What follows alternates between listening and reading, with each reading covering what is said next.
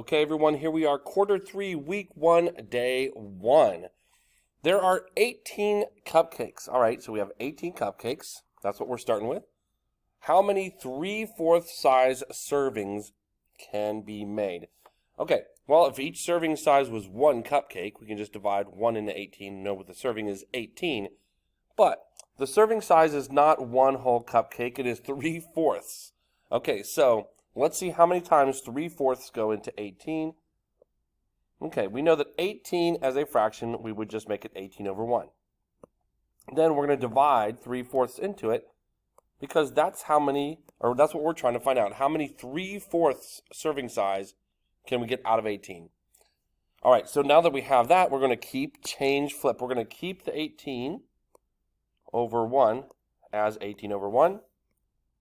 We're going to change the dividing sign into a multiplication sign and make it 3 over 4. Make that 4 over 3. All right, and as you know, I always like to see if we can do any cross-reducing because it'll save us from simplifying later. Well, there's nothing with the 1 and the 4. Okay, there's just 1 will go into both of those numbers, and that won't change anything. But what about 18 and 3? Well, 3 does go into 18 evenly. And of course, 3 goes into 3 evenly. So 3 goes into 3 once. So we're going to change this 3 into a 1. And then 3 goes into 18 6 times. So then we just multiply across. 6 times 4 is 24.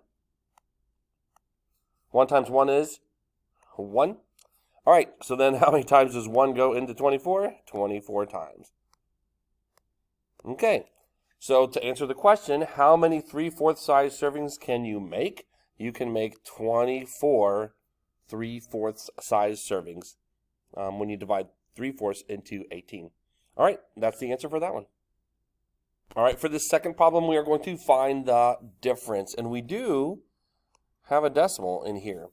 Okay, there's none in this one, but basically we can assume that's a 0 or a 0.0 there. That's what that decimal would be if there was one. Okay, so we do still have to kind of line up the decimals. So we're going to put 8, 3, 4, 5, 6.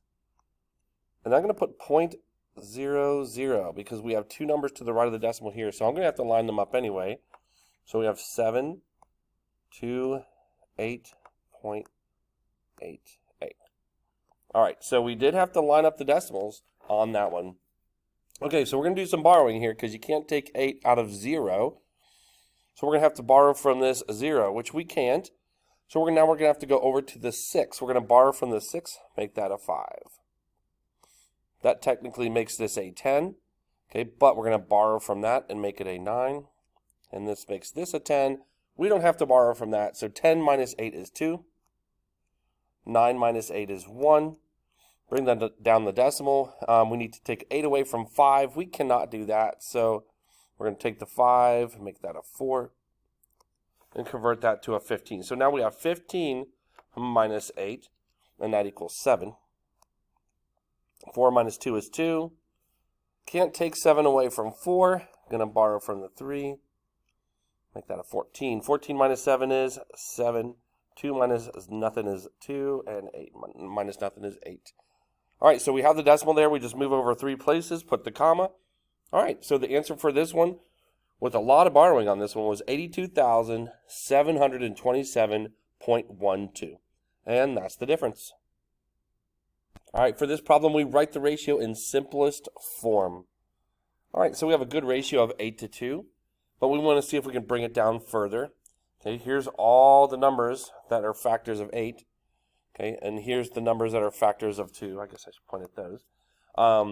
So there's not many options, but which one's the largest in common with both of this? Obviously 2. So we're going to divide 8 by 2. 8 divided by 2 is 4. And then 2 divided by 2 is 1. And that's all we have to do. So to simplify the ratio, we just find the biggest number that goes into both, divide it into it, 4 to 1. So 4 to 1 is actually the unit rate. Okay, this is actually the unit rate of this, okay, of that ratio. So it's a 4 to 1 ratio. All right, very good. Now on to the next one. All right, we have Arya drank 500 milliliters of water after her run. So she drank that much. And her best friend, Andrea, drank 0.75, or basically that's 3/4, right? 75 over 100 can reduce down to 3/4 of a liter of water. Okay, so who drank more? Well, let's convert this. I gave you that 1,000 milliliters is 1 liter. Okay, so if we want to get from 1,000 milliliters down to 500 milliliters, what would we do for that? Well, what is 500 in relationship to 1,000? That's half of it, right? So we just divided by 2 to get that answer. So what's 1 divided by 2? Well, basically that's a half, right? That's 0.5 liters. Okay, let's compare the two now. Okay, so we have Arya drank 500 milliliters, okay, which means she drank this many liters, a half of a liter. Her best friend, Andrea, drank 0.75. Okay, so what's larger, 0.5 or 0.75? Well, we look at the number in the tenths places, and 7 is definitely bigger than 5. So whoever drank this drank more. So who drank more? The answer is Andrea. All right, and that's the answer to that problem. All right, so what is the value of, well, we have 7.5 outside the parentheses, and we can distribute that to this one and this one. Or, if we can get rid of this x and find out what x is, we can do everything in the parentheses first and then multiply it by 7.5, right? So either one of those would be just fine. So let's see what we got here. What is the value of that when x equals 7? Okay, so we know that x equals 7. So we're just going to rewrite it with 7 in for x. So we have 7.5. And then in parentheses, we have 3 times 7 plus 4. All right, so let's just do what's in parentheses first. And in the parentheses, we have multiplication, so we're going to do that before addition. 7 times 3 is 21. Okay, and instead of rewriting the whole thing, we can just add 4 to that again. So 21 plus 4 is 25. So we end up with 7.5 times 25. Okay, so that's all we have to do. So if we do, let's do 7.5 times 25. Okay, 5 times 5 is 25. 7 times 5 is 35, plus 2 more, 37. Okay, so we'll put the little space there, because now we're going to do the 2. 2 times 5 is 10. 2 times 10, or 7 is 14. Plus 1 more, which is 15. All right, so then we have to add them up. We have a 5, we have a 7. 5 plus 3 is 8, and then a 1. How many places do we have to move the decimal? 1 place. So we have 187.5. So that's our answer to that one, 187.5 or 187.5, and that's our answer. List 3 values that would make this inequality true. All right, guys, when we're doing inequalities, we basically kind of just solve for a variable as if that inequality is an equal sign. Okay, so we're going to do the same thing as if that was an equal sign. And to get x by itself, okay, on this side over here, to get x by itself, we have to get rid of that 28. So I rewrote it down below. To get rid of the 28, we're going to have to subtract 28, right? Because the opposite operation of addition is subtraction. So we're going to subtract 28. And that's really all we're going to have to do to solve for this, because a positive 28 and a negative 28 becomes 0, becomes nothing. Okay, so the only thing left on this side, on the left side of the greater than sign, is the x. So then we have 42 minus 28, and that gives us 14. So what we're saying here is that x is greater than 14. Now, does it have the little equal sign underneath it? It does not. Okay, so we cannot include 14. X is going to be greater than 14, which means you can pick any number that is larger than 14.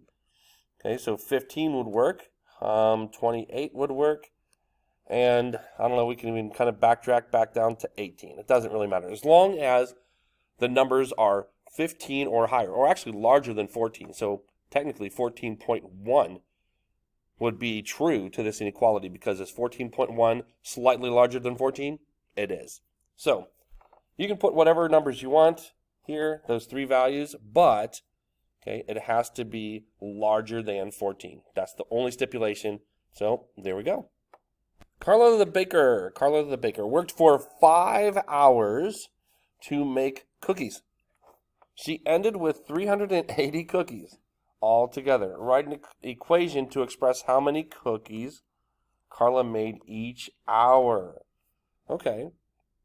All right, so this one's going to be kind of a normal equation, like math problem. We're going to have 380 cookies. That's how much she made. And she worked for 5 hours. So to find out how much per 1 hour, okay, how many cookies per hour, we just take 380 divided by 5, and that gives us how many cookies. Okay, so they're not asking us to actually solve that, okay, but they just want us to have this equation, okay. But if we did solve it, 380 divided by 5 is 76. So she did do 76 cookies per hour. Okay, but this is what they wanted to have us express in an equation. 380 divided by 5 equals C, the number of cookies. All right, every hour of driving uses up 3 gallons of gas. Use a table to find out how many gallons of gas would be used if driving for 15 hours. So it says use a table, so I went ahead and drew a table. And we know that for every 1 hour, we're going to use how many gallons of gas? Yes, 3 gallons of gas. Okay, so if we wanted to, we can keep going. 2 would be 6 gallons. 3 would be 9 gallons. But we're going to run out of room, and it says find how many gallons of gas would be used in driving for 15 hours. Okay, so we're just going to jump to 15. At this point, we can look at our previous ones. Can we go from 1 times what something to get 15? Or maybe 2 times something? Actually, we probably can't use 2. 3 times something gives us 15. So we have actually 2 options here. We can use the 1 or the 3 to get to 15. So since we like unit rates, let's just go ahead and do that one. What does it take to get from 1 to 15? Well, it's going to be times 15. Okay, so you're going to use the other part of that same ratio, which is here, and you're going to multiply that times 15. Well, what is 3 times 15? 3 times 15 is 45. Okay, so since we didn't want to have a huge table, we can just use our ratio sense and know how to do equivalent ratios. All right, so from 1 times 15 is 15. 3 times 15 is 45. So to answer the question, in 15 hours, they're going to use 45 gallons of gas. All right, so here's our added concept for this week, finding the area of a parallelogram. Well, the formula for area of a parallelogram is base times height. If you see it in abbreviated form, it looks like that. So the base of this one is 12. The height is 8, okay, and it is connected by a 90-degree angle, so that's perfect. All you have to do then to get the answer is 12 times 8. So 8 times 2 is 16. 8 times 1 is 8, plus 1 more is 9. The answer is 96 centimeters squared. Okay, so that's all you have to do for that one. 96 centimeters squared, because you are finding the area.